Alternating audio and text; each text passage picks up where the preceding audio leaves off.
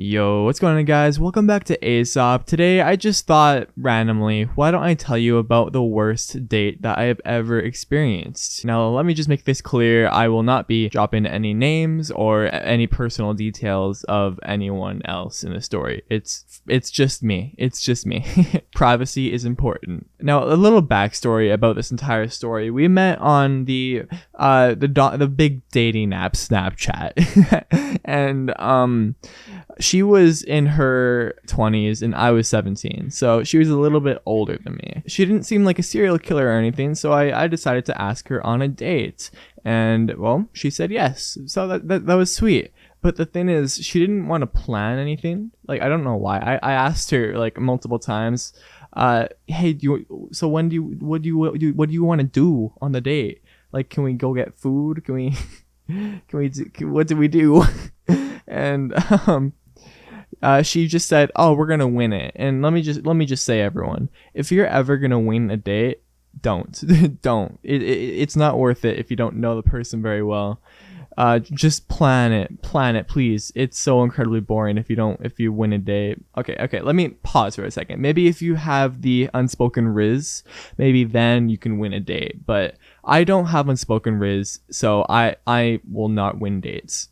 So that's what I'm going to say to you. Don't win a date. But regardless, I go to visit her and my phone ends up dying because I don't know, my phone was fucked at the time. So I was very, very bad at driving in this specific area because I haven't been there a lot, and I don't have GPS on my phone, so I don't know where I'm going. I don't know what my lefts and rights.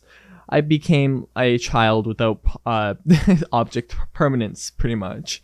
So after a long time of trial and error, I find the location where we're gonna meet, and I pick her up, and we agreed that we're gonna go to a park, and we're gonna walk around a park. We get to the park, and she didn't talk at all. She said no words, and I didn't know what to say to her, man. Like, I really tried talking a lot, and then the more I talked and the less she talked. Like, she didn't talk at all, and I tried talking a lot, and that just made me think, wow, my voice is so annoying. Because I just, at this point, I thought she didn't like want to talk to me at all. She was like, oh, this guy, I thought this guy was gonna be 7 feet. No, he's actually 6 foot. What the hell? So yeah, that kind of stung a little bit because she wasn't talking at all, but I just assumed that she was shy. But yeah, anyways, we get to the park and we start kissing. We start to make out. When I pull back, when we stop,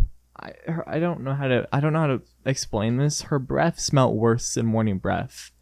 Like, in the nicest way possible, I can just say, her breath did not smell great. So, it wasn't good. It wasn't great. So that definitely put a very big damper on the date, because a big red flag for me is if you're not taking care of hygiene, especially on like a first date, there's not going to be a second date. There's not going to be a second date at all, no chance. So I was really taken aback by this, and I looked at her and I was like, hey, do you want a mint or something? And I took a mint because I was trying to save my breath, because I was trying to just get whatever toxins entered my mouth out, and she declined the mint. So yeah, that was very unfortunate.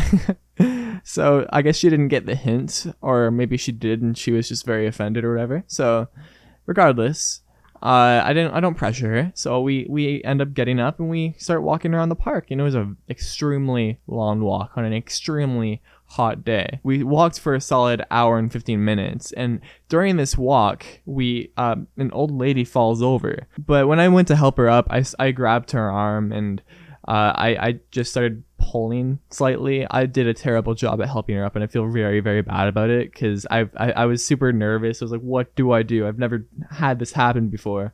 Bless this guy's heart, thankfully a biker ran over too and helped her up as well. So that was that was very nice. Yeah, I feel very bad for that lady. Regardless, we did a little bit more walking. There was a used condom on a yard, which was a nice fun sight to see. Very, very gross. And at this point, I was kind of just done with the date. I was really just waiting for the moment when I could finally go back home. Ah, man, this was the most dreadful date I've ever had. So after that, we get back in the car, and I'm just really waiting for this date to be over. So obviously I was too socially awkward to know how to end a date properly. So we ended up getting back in the car, and I was hoping that I asked her if we could get food, because I haven't eaten a single thing that day and I was starving. And she was like, no, let's go back to my old apartment. We can go and I need to move stuff out of my apartment. So we go to her apartment, and her apartment was in a pretty sketchy area. So she asks if I want to go in the apartment with her, and I said no, because I don't want to know what would happen if I went in. I really would just like to avoid any more situations. For all I know, there could be several guys with axes in there, or more kissing in there. God forbid. I don't want that to happen. I really don't want that to happen. So I decline the offer. I sit in the car. Also, I don't want the car to get like broken into. So just waiting, chilling.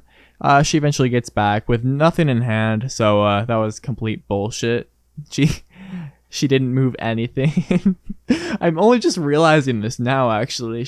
Wow. She didn't grab anything. And maybe there was a guy with an axe in there.